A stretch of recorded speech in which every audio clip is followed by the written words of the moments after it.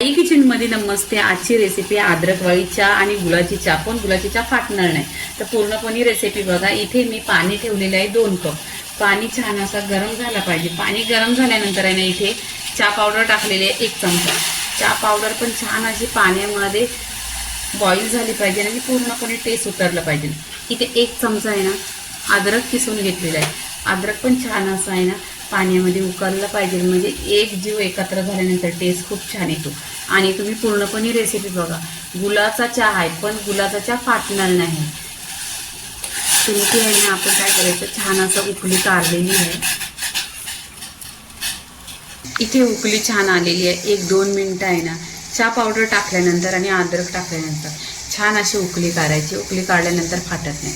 आता थंडीच्या दिवसात म्हणजे गरम गरम अशी दुधाची चहा पाहिजे। तुम्ही टपरीवरची बोला, कडक चहा बोला, गुळाचा चहा बोला, अद्रकवाला चहा बोला, सगळा टेस्ट याच्यामध्ये। फक्त तुम्ही व्हिडिओला लाईक करा, सबस्क्राईब करा आणि पूर्णपणे हा व्हिडिओ बघा। तुम्ही चहा आहे ना फाटणारच नाही।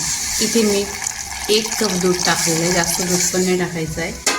1 कप दूध टाकलेलं आहे। छान अशी दुधाची चहाला उकळी आली पाहिजे। इथे चहाला छान अशी उकळी आलेली आहे। अद्रक त्याच्यामध्ये टाकलेले, चहा पावडर आणि दूध आणि पाणी, छान अशी उकळी आलेली आहे। तुम्ही टपरीवरची कडक चहा बोला, दुधाची चहा, अद्रकची पूर्णपणे। आणि ही चहा तुम्ही बघितली ना 10 मिनिटात होती। आणि तुम्ही ही चहा आहे ना नेहमीच बनवायची ट्राय करा। दुधाचा आणि गुळाचा चहा फाटत नाही। माझ्याकडं गुळ एकदम बारीक पावडर पण आहे गुळाची, पण मी तुम्हाला दाखवायसाठी गुळाचे इथे मोठे खडे घेतलेले आहेत, कारण ह्याच्यासाठी की चहा फाटत नाही। इथे बघा छान अशी उकळी आलेली आहे। तर इथे आहे ना आपण गूळ टाकून घ्यायचा आणि मी छान असं आहे ना गुळाला इथे हलवून एकदम त्याचा पूर्णपणे विरघळायचा। विरघळल्यानंतर आहे ना इथे कपात वाटायची बघा। इथे पूर्णपणे आहे ना चहाचा व्हिडिओ पहा।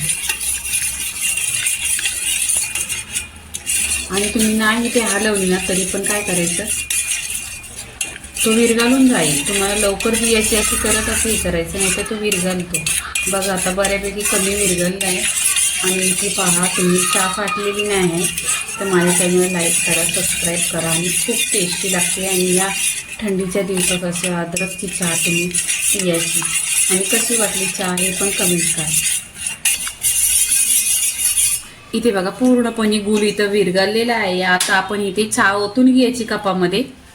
इथे बघा कलर असा छान चहाचा आलेला आणि चहा अशी छान अशी झालेली आहे पूर्णपणे। बघा दुधाचा चहा फाटलेला नाही, तर पूर्णपणे अद्रकचा आणि गुळाचा चहा झालेला आहे। लाईक करा, शेअर करा, सबस्क्राईब करा आणि नेहमीच पीत राहा। धन्यवाद।